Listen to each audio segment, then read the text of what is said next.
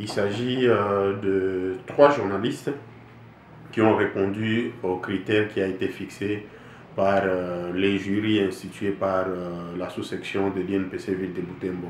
En fait, l'objectif était d'identifier les journalistes qui ont déjà œuvré dans ces métiers pendant plus ou moins 40, donc entre 40 et 50 ans dans la ville de Butembo. C'est comme ça que nous avons identifié au finish 3 personnes. Il s'agit de Madame Wasukundi, il y a le directeur Kawaki et puis il y a aussi le directeur Kid.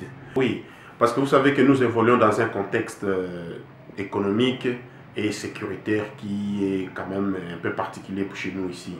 Sur le plan économique, nous vivons une précarité des conditions de vie, particulièrement dans l'exercice de notre métier. Et sur le plan sécuritaire, nous vivons dans une zone insécurisée, sous état de siège.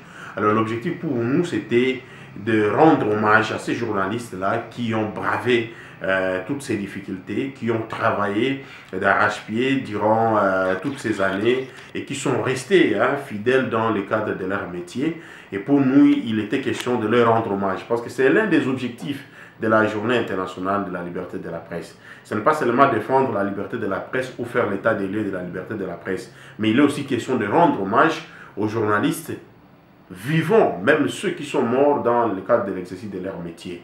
Et donc, il fallait les rendre hommage. Mais le deuxième aspect, c'est qu'il fallait, par ces gestes, montrer un peu aux autres que, écoutez, il s'agit d'un métier viable et que si chacun y met du sérieux, il va aussi faire les 50 ans, 60 ans, 40 ans en train d'exercer ces métiers et vivre exactement de ces métiers-là. Et donc, il est aussi question de motiver le jeune, motiver les nouvelles générations pour que ces nouvelles générations considèrent les 3 doyens comme étant un modèle dans le cadre de notre métier. Que comme nous étions en train de commémorer la 30e journée de la liberté de la presse, nous devrions aussi primer ceux qui ont travaillé au moins plus de 10 ans avant 1993, l'année au cours de laquelle la première journée de la liberté de la presse a été commémorée.